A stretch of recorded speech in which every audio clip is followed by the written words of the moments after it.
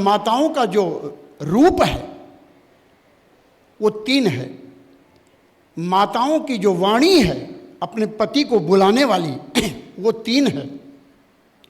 माताओं का जो चलने का ढंग है वो भी 3 है। एक संत जी ने कहा तो आप इन तीनों का वर्णन कीजिए। तो आप देखे होंगे कि एक स्त्री और एक वाइफ, एक होती हैं स्त्री, एक होती है वाइफ और एक होती हैं पत्नी, धर्म पत्नी। 3 हुए ना। तो संत जी ने कहा कि इन तीनों का थोड़ा आगे की बात। तो हमने कहा देखिए, स्त्री जब कहीं जाएगी दर्शन के लिए मार्केट में, तो स्त्री अपने पति देव के बिल्कुल साइड में कदम से कदम मिला करके चलती रहेगी। और धर्म पत्नी जब दर्शन के लिए मार्केट में कहीं निकलेगी तो पति देव आगे और धर्म पत्नी जी पीछे, और लंबा सा घूंघट होता है ना, लंबा सा घूंघट होता है। धीरे धीरे मधुर मधुर चाल में जा रही हैं। वो कौन है? धर्म पत्नी जी। और वाइफ जी का रूप कैसा होता है कि जब कहीं जाएंगी तो पति देव जी के साथ में तो आगे आगे, वाइफ जी आगे आगे, चमड़े का बैग बगल में टंगा है, 1 साल का एक बच्चा है, उस बच्चे को अपने पति देव को उन्होंने दे रखा है। बच्चे को भी वो संभाल के लेके चल रहा धीरे धीरे। अब बच्चा है तो धीरे धीरे चलेगा ही। और जब आगे आगे निकल गई तो चलने की जो उनकी चाल है, चाल इसलिए बदल गई है क्योंकि चप्पल नहीं पहनी है, वो इतना बड़ा होता नीचे सैंडल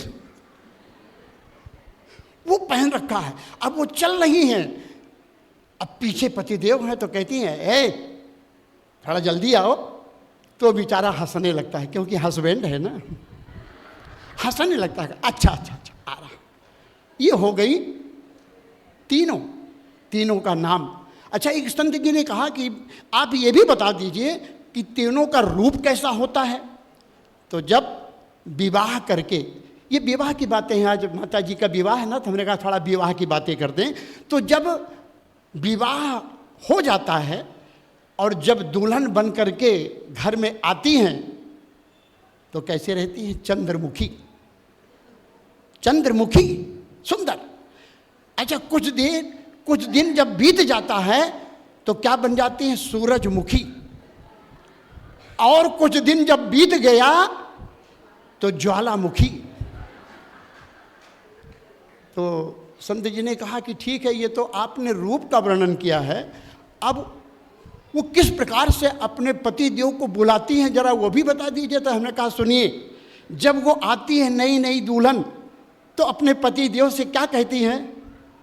अजी अजी सुनते हो, जरा 1 मिनट इधर आ जाओ। अच्छा अच्छा ठीक है, आ रहा हूँ। आ गए। 1-2 साल बीत गया, एक आध बच्चा हो गया तो कैसे बुलाती हैं?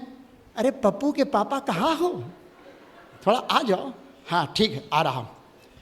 फिर 2, 4, 5 साल 8 साल बीत गया तो उनकी वाणी बदल गई। फिर क्या कहती हैं? अजी कहाँ हो, कहाँ मर गए, जल्दी आओ ना। 3 चाल, 3 रूप, 3 वाणी। तो सज्जनों,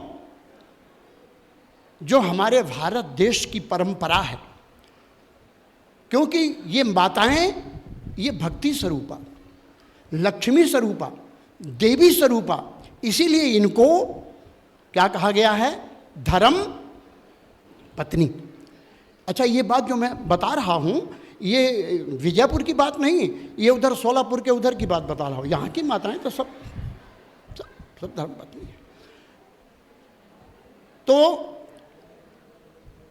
ये जो भगवान की कृपा से भगवत कथा सुधा का आनंद करने का, आनंद लेने का हम लोगों को जो मौका मिला, अवसर मिला, तो धर्म पत्नी बना करके जो पुरुष होता है वो बहुत प्रसन्न होता है। उसका सीना चौड़ा हो जाता है। जब कहीं दोनों जोड़े के साथ जाते हैं तो लोग पूछते हैं ना, ये आपकी कौन है? ये मेरी धर्मपत्नी है। कि बड़े गर्व के साथ कहें मेरी धर्मपत्नी। अच्छा ये बताइए, कभी कोई स्त्री ये नहीं कहा होगा कि मेरे धर्मपति है? कहती हैं। क्यों भाई? वो धर्मपत्नी कह रहे हैं तो आप उनको धर्मपति क्यों नहीं कहते हैं? क्योंकि धर्म इधर है, धर्म इधर है। इसलिए कि चाहे जितना भी कार्य बिगड़ जाए, नुकसान हो जाए, कुछ भी हो जाए, उनको मंदिर जाना है, पूजा करना है, जाप करना है। अच्छा यहाँ की ही बात ले लीजिए, बहुत सी महिलाओं को हमने देखा कि कहती हैं चलो अच्छा हमको वहाँ तक कथा स्थल तक छोड़ देना, फिर तुम मुझे दुकान देखना है ड्यूटी। अच्छा ठीक है, ज़बरदस्ती लेके आती हैं। भले यहाँ तक आ करके प्रणाम करके वहीं से चले जाएं, लेकिन लाती हैं यहाँ तक। तो धर्मपत्नी का मतलब जो अपने पति को धर्म से जोड़ दे, वही धर्मपत्नी है ना। अपने पति को पतन से बचा दे, वही धर्मपत्नी। तो सज्जनों, आप लोग बड़े ही दयालु हैं, कृपालु हैं। आपकी कृपालुता का जो परिचय है वो हमको नहीं कहना है, स्वयं आ गया है आपके सामने, आपके समक्ष आ चुका है, जिसका आप लोग भरपूर आनंद ले रहे हैं। और भगवान से प्रार्थना कीजिए कि ऐसे ही मेरे जीवन में आनंद की वर्षा होती रहे।